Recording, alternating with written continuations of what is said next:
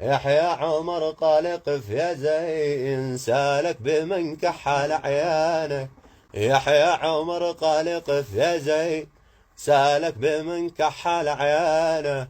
يا مركب الهند ابو دقلين يا ليتني كنت ربانه. اسعى مع البر والبحرين واحمل الماي من شانك.